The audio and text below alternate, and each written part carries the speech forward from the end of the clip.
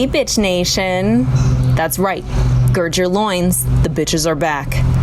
For those of you who cannot tell us apart, I'm Kitty. I'm actually on the road right now, which is probably why it sounds like I am standing in an aviary. But I had a couple of quick programming notes that I wanted to share with you guys before we get started. So, Peggy and I had really high hopes for season 2 of our podcast. We were gonna hire a producer/editor who could help us make these episodes come out a lot faster. We were gonna have a more professional recording setup that was gonna have like way better audio quality. None of that ended up happening. The coronavirus pandemic struck, and for completely understandable reasons, a lot of our Patreon donors had to dial their contributions back. And at the same time, Piggy lost her day job. That was a big blow. So we kind of dropped that strategy and reallocated all of that money directly to Piggy to help keep her in a good place. So basically, if you liked the slightly glitchy, huddled in a closet ambiance of season 1, we have fantastic news for you because it's back.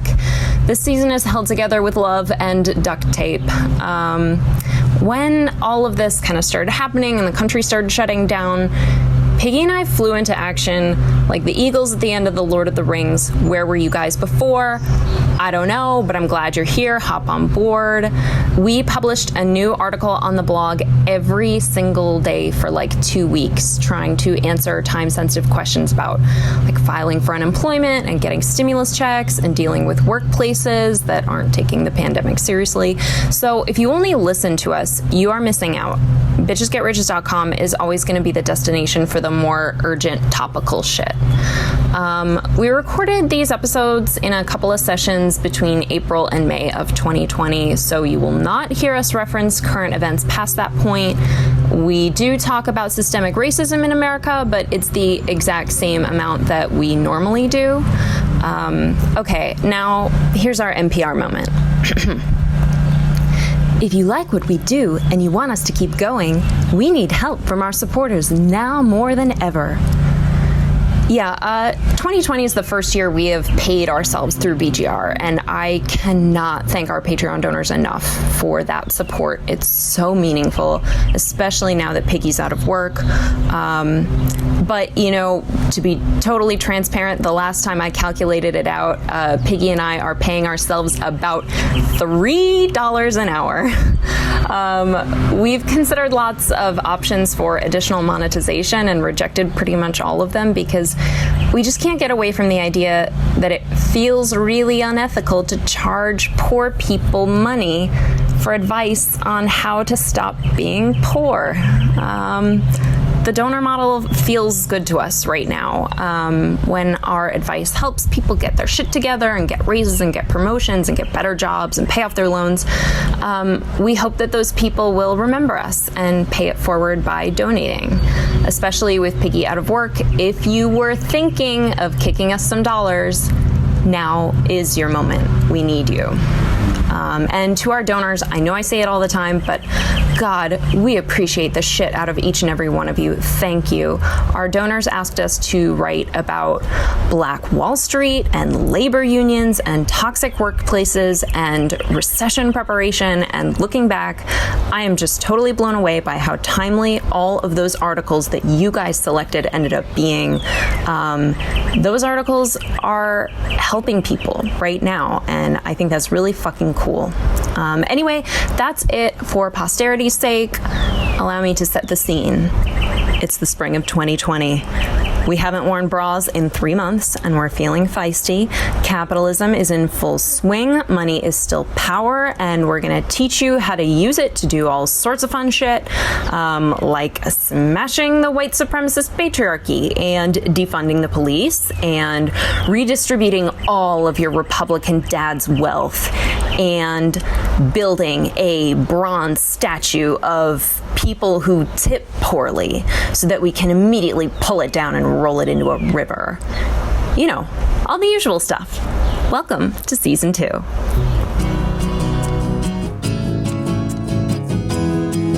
When you need some dough, you don't know where to go in this patriarchal capitalist hellscape.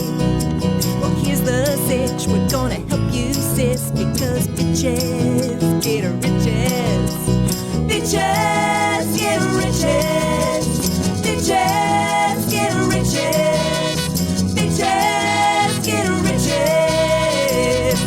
and so can you.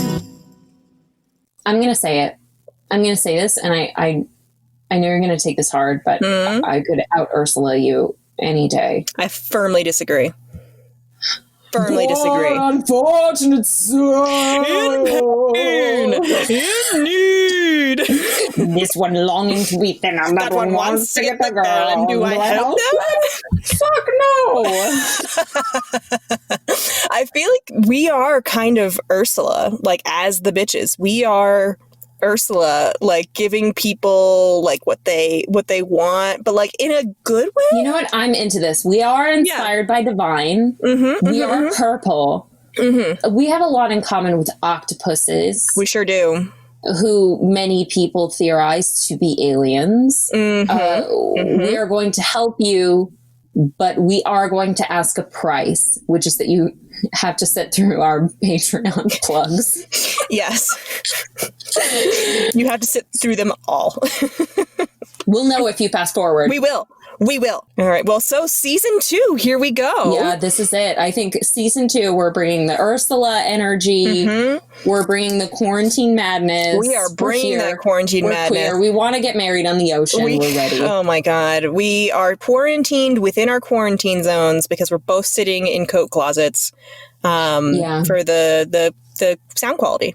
So anyway, with that, I'm Peggy. And I'm Kitty. And we're the bitches in Bitches Get Riches. We are 2 Machiavellian king-making power brokers. And we're here to help you thwart the royal line of succession.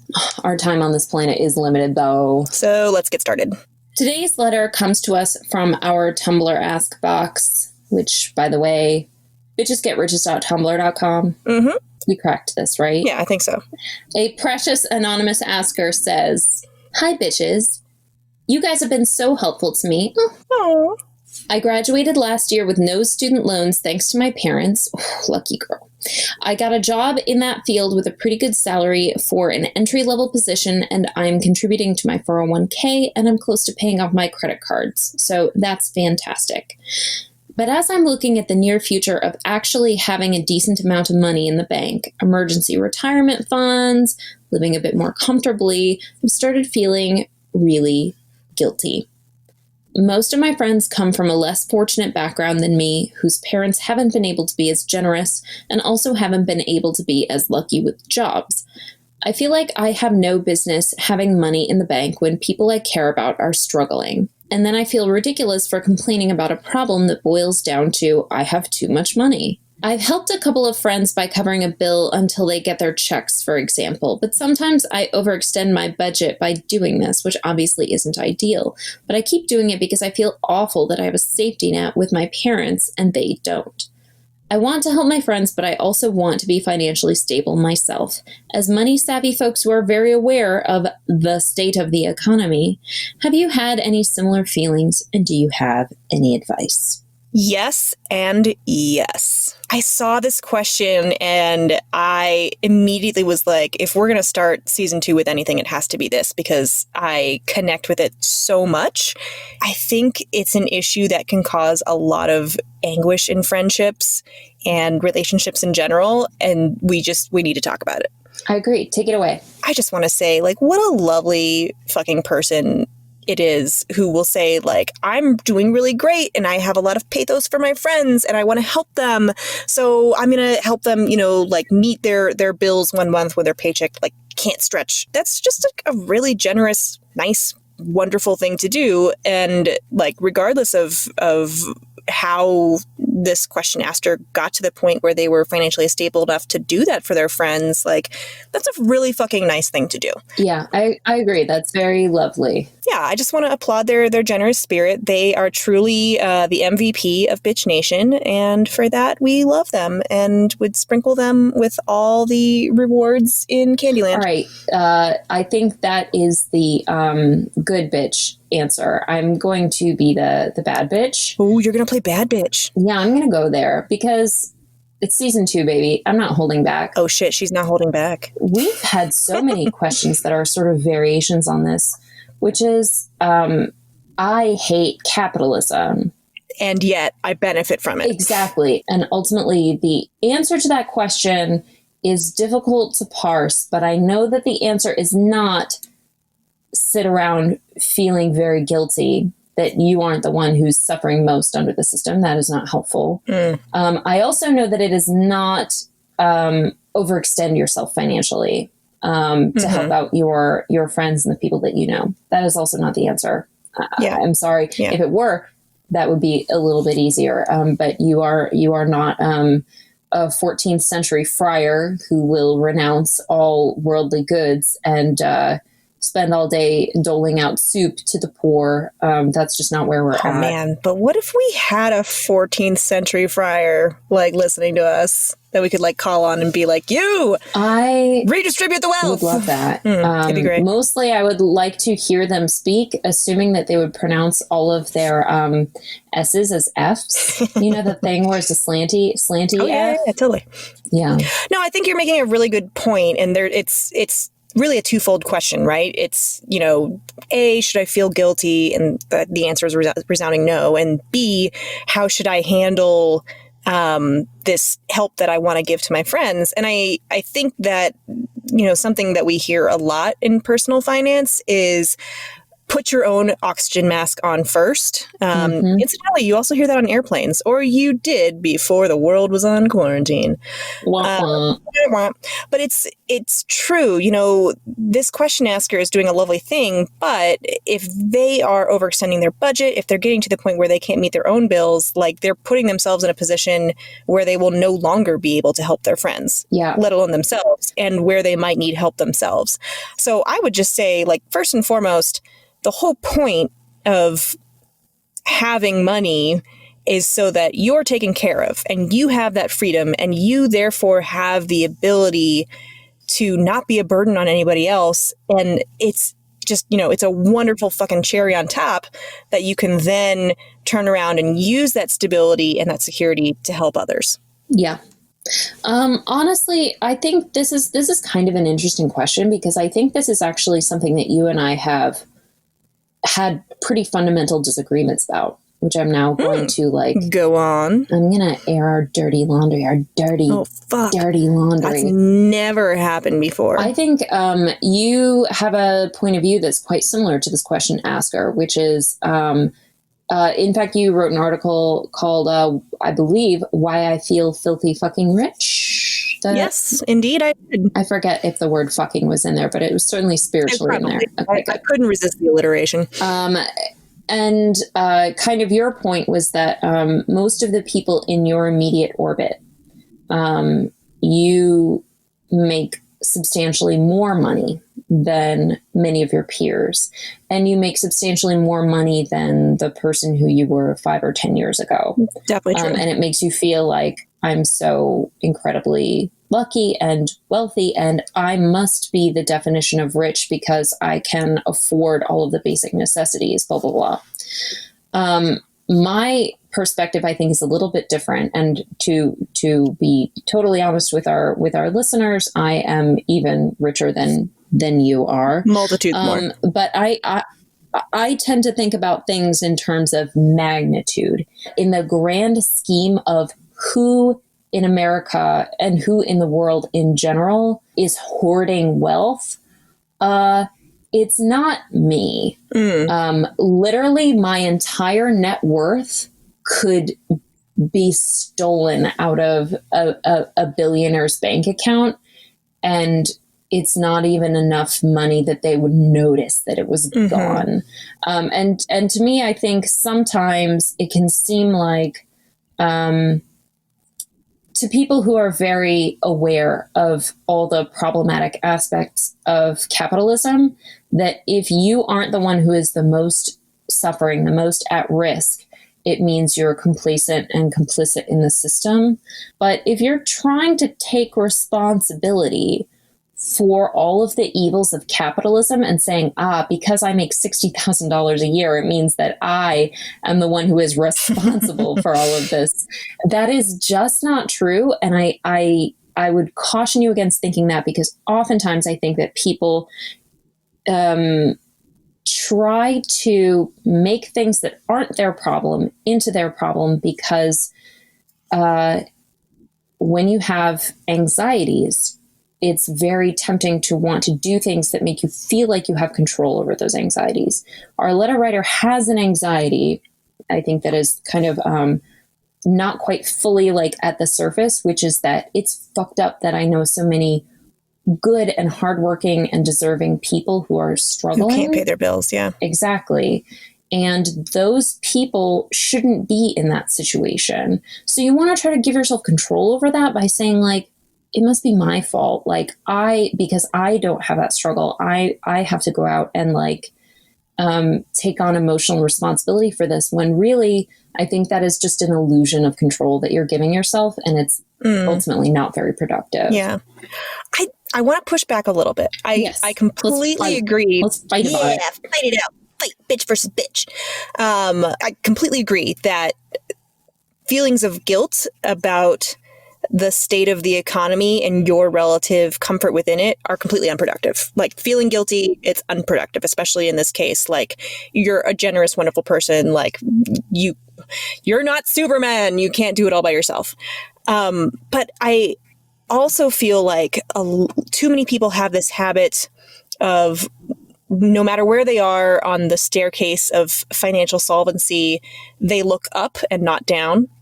So I feel like, I know you've met these people too, but I know people who are doing very well for themselves, who they don't feel like they're doing well for themselves because they're looking up, and they're not comparing themselves to the people below them on that metaphorical staircase. I know you know what I'm thinking of. Can you lay a special juicy quote from that family onto our listeners? I was a nanny for years when we were in college and a little bit after. Yeah, so there was a really sort of jaw-dropping moment when I was standing on their rooftop rose garden. This is not exaggeration. And looking at their koi pond that was built into the floor of the rooftop rose garden and would be covered in winter. And just admiring the koi in the pond. And they had recently installed the koi, and the dad sort of looks at me and he goes, "Not bad for a middle-class family, huh?" And I just like kind of stared. And because it's true, like, this was a $6.7 million house. And I know that because they told me it was a $6.7 million house. My God. And the gall of this guy who could afford to pay a nanny when both he and his wife were basically home all day and perfectly capable of entertaining and taking care of their child. Like, the gall of this man to be like, "Not bad for a middle-class family." And she's like, well, yeah, because you're not middle class, you know? That's the kind of thing that when someone says it, it's like it leaves a scar upon your memory that you're like, oh, great. I'm going to carry that thing that you just said around in my heart for all time. For all because time, it was yeah. that out of touch and that upset. I just breathed my entire soul out on that sigh. But that's what I'm talking about. I saw it leave. You saw it frittered away into the atmosphere. So I just feel like I would caution people from this attitude of, oh, well, I'm not Jeff Bezos, and therefore, I'm not rich.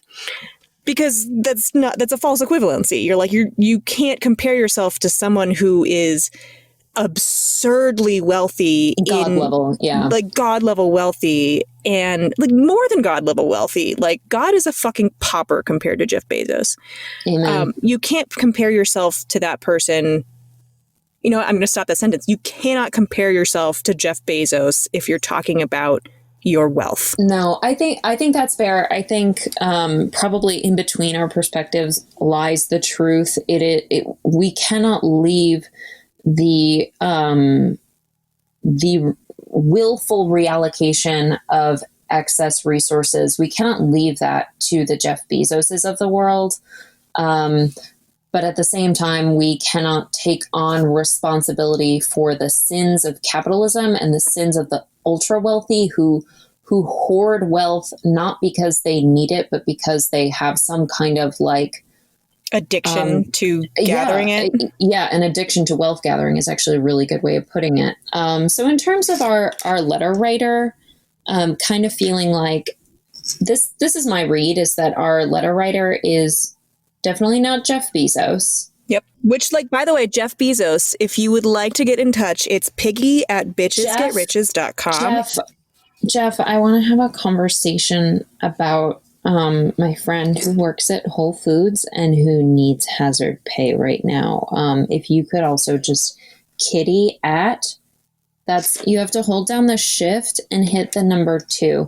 I know this is hard and you usually have people to do this for you, but it is kitty, then the shift and the 2 at bitchesgetriches.com. You'll figure it out. You'll pay someone to figure it out for you, Jeff. Don't worry. You could also say, what is it? Is Alexa the Amazon one? Siri? No, Which one is Alexa's the Amazon one. Oh, okay. Are you sure? Certainly not. When you ask me, are you sure? Whatever. Regardless. This letter writer mentions that they have a budget that they're overextending, and I want to focus on that because it seems like there's a really easy workaround to that, which is to set aside some money in your budget for helping friends out. And that can be like a little bit of your emergency fund. You can file it under charity.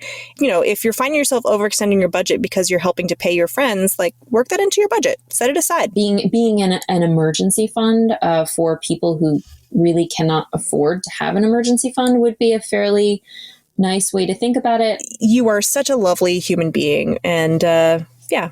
Are you good with that? I'm good with that. All right, listeners, if there's a question you'd like for us to answer, go to bitchesgetriches.com and click Ask the Bitches. There is only one way to guarantee that we will answer your question, and that's to become a Patreon donor. If you like what we do and you want us to keep going, please become a Patreon donor and support us with whatever donation amount you are comfortable with. We also have a merch store where you can buy t-shirts and printable worksheets and more. Finally, there are some free things you can do to say thanks. Please rate and review us on iTunes, Spotify, Google Play, whatever you use. It bumps us up in the charts and makes us easier to find. Follow us on Twitter, Tumblr, Instagram, and Pinterest. And subscribe to our articles so you never miss a new one. You can do all of that at bitchesgetriches.com. Hey, is there anything else they should know? Carol Baskin killed her husband and fed him to the tigers. Fucking Carol Baskin, good to know. Carol Baskin. Bitches out. Carol fucking Baskin. Carol fucking Baskin.